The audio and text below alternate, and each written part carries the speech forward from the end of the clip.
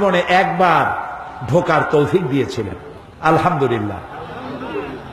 আমার চোখের সামনে অনেক রাজা বাদশা আমার চোখের সামনে ঢুকছে, জীবনে বহুবার আল্লাহ নিয়েছেন। বাইরে দাঁড়ায় এতিমের মতো কাঁদছি যে আল্লাহ এই ঘরটার মধ্যে যদি একবার ঢুকতে পারতাম।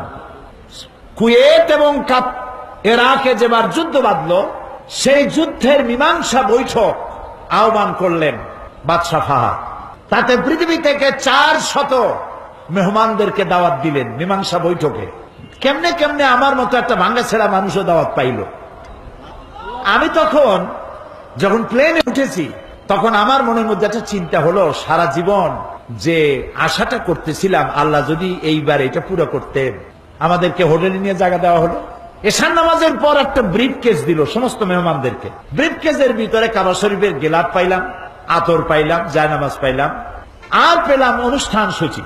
অনুষ্ঠান সূচিতে লেখা 3 দিনের সমাপনী দিবস, 3 দিন কনফারেন্সের শেষ দিন, ওটা বৃহস্পতিবার দিবাগত রাত।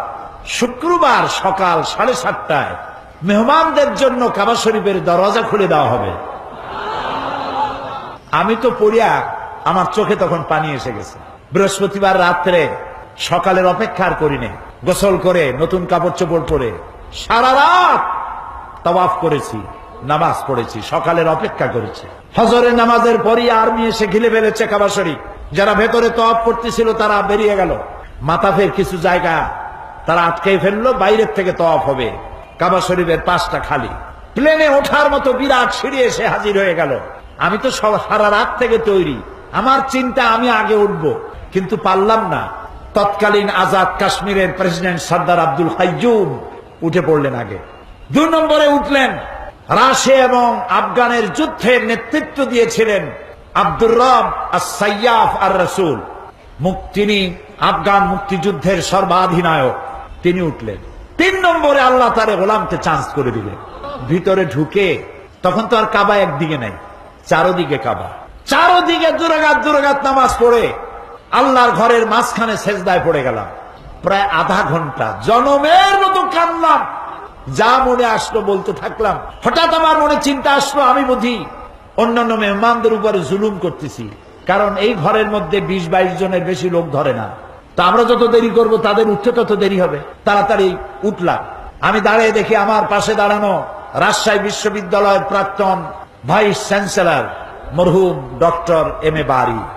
বুড়া মানুষ, সাদা দাড়ি, চোখ দিয়া বদনার নালের মতো পানি পড়ছে, দাড়ি ভিজে ভিজে পড়ছে।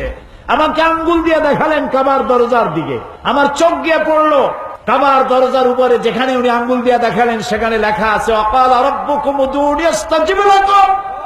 তোমার রব তোমাকে বলছে আমারে ডাকো, আমি ডাকের সাড়া দেব।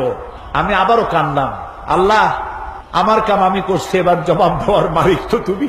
আল্লাহুম্মা লা তারুদ্দানা খাইবিন। ওর নিচেই দেখি লেখা সূরা কুরাইশ, ফালিয়াবুদু, পুরা সূরা লেখা ফালিয়াবুদু রাব্ব হাযাল বাইত। আমার কাছে মনে হলো যেন আল্লাহ তাআলা কুরাইশদের হাত ধরে বলতেছেন, বেটারা ক্ষুধার সময় যদি খাবার চাও আর ভীতির সময় যদি নিরাপত্তা চাও, ফালিয়াবুদু রাব্ব হাযাল বাইত, এই ঘরের মালিকের ইবাদত কর। কোন ঘর? বাইতুল্লাহ।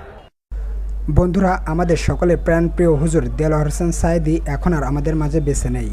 তো চলুন আমরা সকলে তার জন্য একটু প্রাণ খুলে দোয়া করি। হে আল্লাহ, আমাদের সকলের প্রাণপ্রিয় হুজুর দেলোয়ার হোসেন সাঈদীর কবরটাকে জান্নাতে পরিণত করে দিন, আমিন।